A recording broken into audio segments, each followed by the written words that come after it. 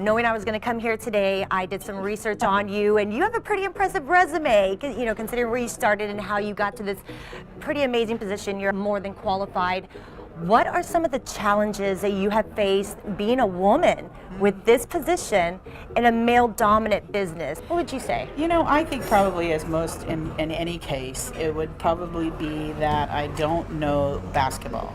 And what I mean by that is just like, you know, I coached it. I was a high school coach. I was a volunteer junior varsity coach. And then I can understand. Well, you have to know a little bit, correct, if you coach. And, you know, I think that, like, when you're working alongside, like, really Hall of Fame coaches, they learn you know what you're doing when it comes to operations.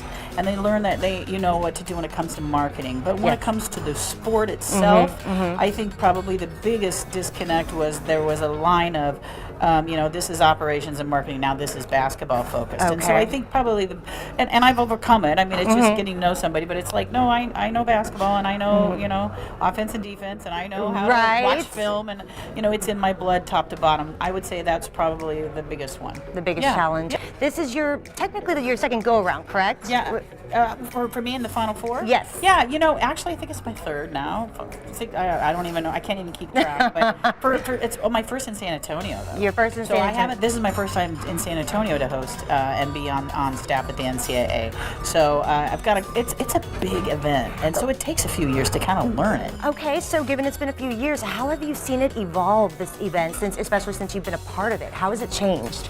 You know, it just continues to grow, and I would say as much as the game is, of course, the center and most important part of this event, like, it's all the ancillary events and all the things going on around it.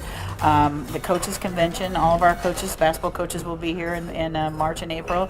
That's been in place for a few years, but we're doing a lot more in the community. Like, wonderful. There's just so many events going on around it, and we tend to every year just grow it a little more with how do we expand that and let, like, the folks that are within the community experience the Final Four and get a piece of it if they can't, you know, go to the game, attend the game. What are you looking forward to most this go around? You know, I always think it's so interesting to see the teams that make it from year to year. Like, you know, in 2015 we had 4 Hall of Fame coaches, and then in 2017 we had, you know, Oregon hadn't been there since 1939, South Carolina hadn't won a game in like 50 years, Gonzaga after 20 years finally got to the Final Four. So, and then you had North Carolina, who had been there the year before. So I always look forward to, as weird as it is, working on the workings of the event. I always look forward to which teams make it.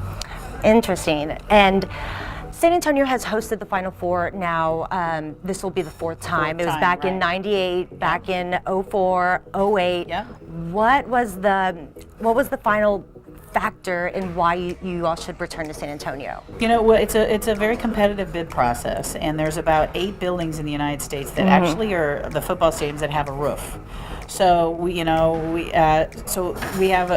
so that means there's only like 8 bidders, and when they came through the bid process in 2013, they did a great job. City of San Antonio, San Antonio Sports Corp, they did a great presentation, and you know, it's a fan favorite of our membership, and so they've done a great job of hosting three of them since 1998. So you know, that's a lot of Final Fours, and so sure is. You know, it was a fan favorite, and it was one that we knew we had to come back to. All right. So is that how you would say San Antonio would differ from any city in the nation? Yeah, I think everybody's different. I think the people are what make it different.